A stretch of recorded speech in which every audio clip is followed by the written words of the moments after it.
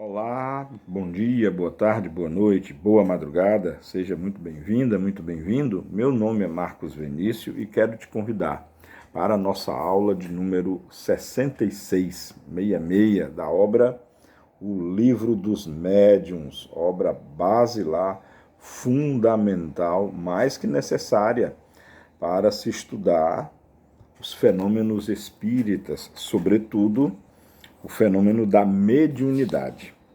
Bom, na aula de hoje, nós estamos iniciando, aliás, já iniciamos na aula passada, Estamos no capítulo 7, que versa sobre a bicorporeidade e a transfiguração. Então, nós estamos aqui analisando alguns casos, que Kardec presenciou ou que estudou. Então, vamos agora ao item 117. Eis, entretanto, um fato mais característico e estamos curiosos de ver como se poderia explicá-lo só pelo jogo da imaginação. Um senhor, habitante da província, nunca quis casar-se, apesar das instâncias de sua família. Notadamente, havia-se insistido em favor de uma pessoa que residia numa vila vizinha e que jamais vira. Um dia, estando em seu quarto, ficou admiradíssimo de se ver em presença de uma jovem vestida de branco e a cabeça ornada com uma coroa de flores. Ela lhe disse que era sua noiva, estendeu-lhe a mão, que tomou na sua, e nela viu um anel. Depois de alguns instantes, tudo desapareceu. Surpreso com essa aparição e estando seguro de que estava bem acordado, informou-se se alguém tinha vindo nesse dia, mas lhe disseram que pessoa alguma fora visto, ou fora vista. Um ano depois, cedendo às novas solicitações de uma parenta, decidiu ir ver a jovem que lhe propunham. Chegou no dia de Corpus Christi e, quando voltava da procissão, uma das primeiras pessoas que vê entrando na casa é uma jovem que reconhece como sendo a que lhe tinha aparecido. Estava vestida do mesmo modo, porque o dia da aparição era também o dia de Corpus Christi. Ele ficou desorientado e, de sua parte, a jovem soltou um grito de surpresa e sentiu-se mal. Voltando a si, disse que já tinha visto esse senhor em igual dia do ano precedente. O casamento foi realizado, isso foi em 1835, e nessa época não havia a questão dos espíritos, e aliás, uma e outra são pessoas de um positivismo extremo e de imaginação a menos exaltada que há no mundo, ou seja, tanto ela, a noiva, quanto ele, o noivo, eram pessoas.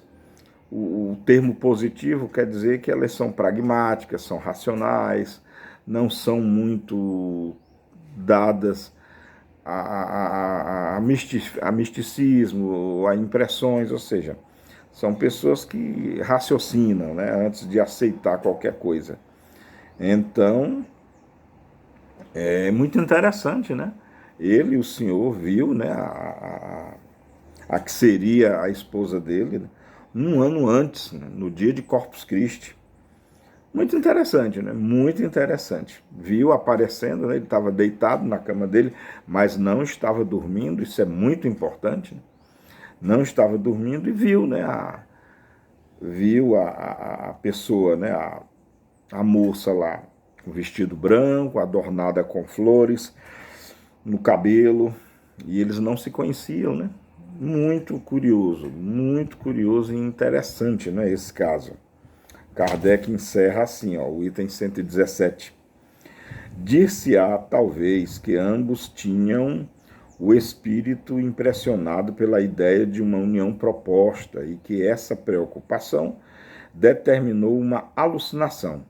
Mas é preciso não esquecer que o marido lhe era tão indiferente que ficou um ano sem ir ver a sua pretendida, Admitindo-se mesmo essa hipótese, restaria para ser explicada a dupla aparição e coincidência do traje com o do dia de Corpus Christi e, enfim, o reconhecimento físico entre pessoas que jamais se viram, circunstâncias que não podem ser o produto da imaginação. É, no mínimo, um caso curioso, né? Curioso, que merece estudo, merece avaliação, mas um caso autêntico, né? Autêntico de aparição, né? De a pessoa se bicorporificar, né? Bicorporificar, bilocar. Agora, como ela foi atraída, né, para esse lugar específico, para o quarto desse senhor, que seria o seu marido no futuro, né? Isso é realmente impressionante, impressionante mesmo. Bom, mas acontecem, tá? Essas coisas acontecem. Bom, no item 118, Kardec escreve o seguinte: antes de ir mais longe, devemos responder imediatamente a uma questão que não se pode deixar de indagar, que é a de saber se como o corpo pode viver enquanto o espírito está ausente. Poderíamos dizer que o corpo pode viver da vida orgânica, que independe da presença do espírito. E a prova disso é que as plantas vivem e não têm espírito. Mas devemos acrescentar que, durante a vida, o espírito jamais está completamente desligado do corpo. Bom, aqui nós também já estudamos sobre isso, né? Kardec tinha uma crença de que o espírito saía do corpo. Né? E nós já estudamos que não, gente. O espírito não pode sair do corpo. O espírito só sai do corpo única e exclusivamente no processo de morte. No processo de morte física, biológica, aí sim o espírito evade-se, ele sai do corpo e em nenhum outro momento. Hoje nós sabemos que o que acontece é uma expansão perispiritual. É uma propriedade do perispírito. O perispírito, ele se expande, irradia, como você quiser, e nessa irradiação ele vai a outros lugares. E como o perispírito é o órgão do espírito, a sensação consciente, depois do processo, é de que você estava realmente no outro lugar. Então, é isso que precisa entender. O corpo, o espírito não sai do corpo. Olha só, gente, para o espírito entrar no corpo, ele leva 9 meses, né? 9 meses. No momento da concepção, né, quando o espermatozoide penetra um óvulo, e aí é estabelecida a célula zigótica, depois o blastômero, e aí vai nas sucessivas divisões celulares até chegar no processo de diferenciação celular, onde as células vão se diferenciando nas mais diversas células dos tecidos diversos que compõem o corpo humano, né? Então, observe que é um processo lento e complexo. Você acha sensato, então, depois, olha, o espírito leva 9 meses, né, em média, para adentrar nesse corpo, no meu, no seu, né? E aí agora ele fica saindo e entrando, na maior facilidade, assim. É nisso que você acredita? Bom, eu convido a um pensamento, talvez um tanto quanto mais depurado, né? Um pensamento mais racional. O que é mais racional? Que o espírito saia do corpo e aí o corpo fica como? Então, Kardec está usando aqui uma comparação com o vegetal, né? O vegetal é um ser vivo também e ele tem espírito também, só que Kardec deixou claro aqui, né? O vegetal, ele não tem espírito com E maiúsculo, que é o espírito consciente. O vegetal, ele tem espírito com E minúsculo. Mas isso é um outro debate que nós haveremos de ter, porque todo ser vivo, ele possui espírito também. Possui, claro que não o espírito consciente, o espírito que pensa, que ama, que é criativo, que constrói, que descobriu arte, matemática, física, astronomia, música, teatro, escultura, pintura e tudo mais, né, que o espírito humano desenvolveu já na face do nosso planeta. É muito importante entender isso, muito importante mesmo. Bom, então, na teoria moderna, entende-se que, lembrando que o perispírito é um campo gerado pelo espírito, faz parte do espírito, e esse campo irradia. Então, no fenômeno da bilocação ou bicorporeidade, o que ocorre é isso, o perispírito se expande e expande. É como o Sol, né? O Sol está, eu já falei isso aqui diversas vezes, o Sol, a nossa linda estrela amarela, linda e adorada estrela amarela, o nosso Sol está distante de nós, né? Está distante da Terra, a 150 milhões de quilômetros. É longe, viu? No entanto, todo dia nós vemos o Sol, os raios luminosos que aquecem e irradiam na Terra. O Sol não precisa sair de lá. Mas o campo solar, digamos assim, expande-se e vem até aqui a Terra, não só a Terra, mas vai até aos outros planetas também, tá? Então é muito importante refletir acerca desse processo de expansão perispiritual. E o fato de que, e também acerca do fato de que é muito mais coerente, é muito mais lógico, é muito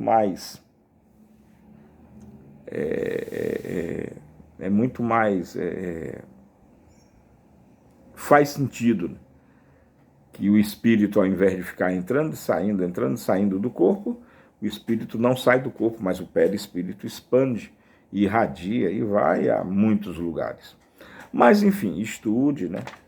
Estude também, leia e tire as suas próprias conclusões. Essa é a minha conclusão. Após diversos estudos, então, você tire a sua também. Comente aí na aba de comentário, se você desejar, tá bom? Bom, e no item 118, Kardec continua, né? Os espíritos, da mesma forma que certos médiuns videntes, reconhecem o espírito de uma pessoa viva pelo rastro luminoso que chega ao seu corpo, fenômeno que jamais ocorre quando o corpo está morto, porque então a separação é completa. Por essa comunicação, o espírito é advertido instantaneamente, a qualquer distância que esteja, da necessidade que o corpo pode ter da sua presença. E então ele volta com a prontidão do relâmpago. Disso resulta que o corpo jamais pode morrer, estando ausente o espírito, e jamais pode ocorrer que este, no seu retorno, encontre a porta fechada, como disseram alguns romancistas em suas histórias de pura invenção. Olha que coisa interessante, né? Como disseram, até anotar aqui, alguns romancistas em suas histórias de pura invenção. E aí o Kardec comenta que nós demos uma olhada lá, uma revisão no Livro dos Espíritos, número 400 e seguintes. Eu acredito que é na parte de emancipação da alma, né? Aliás, é um capítulo bastante recorrente e que é muito interessante, que se dê sempre uma olhada para estudar, saber mais, relembrar. É muito interessante. Muito interessante. E olha só o Kardec advertindo já romances que são histórias de pura invenção. Muito interessante isso. Bom, no item 119, feitos esses detalhes, feitos esses comentários, né? Kardec escreve o seguinte: voltemos ao nosso assunto. O espírito de uma pessoa viva, isolada do corpo, pode aparecer como o de uma pessoa morta e ter todas as aparências da realidade, e mais, pelas mesmas causas que explicamos, pode adquirir uma tangibilidade momentânea. Esse fenômeno é designado sob o nome de bicorporeidade, que deu lugar às histórias de homens duplos, quer dizer, de indivíduos cuja presença simultânea foi constatada em dois lugares diferentes. Eis dois exemplos tirados não das lendas populares, mas da história eclesiástica. É importante lembrar também que a bicorporeidade se dá através do duplo etéreo, né? Aí sim, lembrando que Kardec não conhecia a realidade do duplo etéreo. O que é o duplo etéreo? É uma espécie de cópia do corpo que o perispírito expandido tem a propriedade ou tem a capacidade de formar. Onde quer que o perispírito vá, existem moléculas do meio e ele pode, digamos assim, recrutar essas moléculas do meio para moldar um corpo, né? Um corpo, formato de um corpo que lhe dê a aparência de um ser humano ou a aparência de uma coisa qualquer, pode ser inclusive de um objeto. Então é isso que é a questão do duplo etéreo, tá? Do duplo etéreo. Bom, Santo Afonso de Liguori foi canonizado antes, né? Santo Afonso de Liguori. Santo Afonso de Liguori foi canonizado antes do tempo necessário por se ter mostrado simultaneamente em dois lugares diferentes, o que passou como sendo um milagre. Santo Antônio de Pádua, né, que é outro exemplo, né? Santo Antônio de Pádua estava na Espanha e, enquanto aí pregava, seu pai, que estava em Pádua, ia ao suplício, acusado de uma morte. Nesse momento, Santo Antônio de Pádua, né, aparece, demonstra a inocência do pai e revela o verdadeiro criminoso que mais tarde sofre o castigo. Foi constatado que, nesse momento, Santo Antônio de Pádua não tinha deixado a Espanha. Então, muito interessante esses dois casos, né? O do Santo Afonso de Liguori e Santo Antônio de Pádua, que é um caso mais conhecido, né? Um caso mais conhecido do movimento espírita. Ele é mais investigado, ele é mais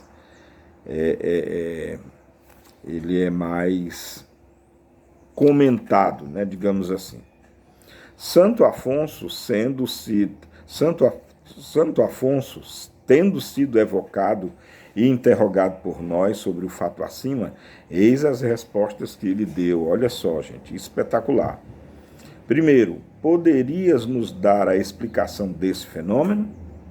Olha que coisa interessante. Poderia nos dar a explicação desse fenômeno? E nós vamos parar aqui. Vamos parar aqui porque o que se segue agora é um estudo muito interessante também, e nós já estamos aqui aos 18 minutos e 30 segundos, e aí para que a aula não se estenda tanto, vamos parar aqui, e essa evocação de Santo Afonso nós deixaremos então para a próxima aula, tá? Até lá estudem, leiam mais a respeito, construam a vossa própria conclusão, o vosso próprio pensamento. Tá legal? Era essa a aula de hoje, espero que vocês tenham gostado da aula e, enfim, beijo no coração de todas e todos, amemo-nos como Jesus nos amou e cuidem uns dos outros, porque isso é fundamental. Até a próxima videoaula. Tchau.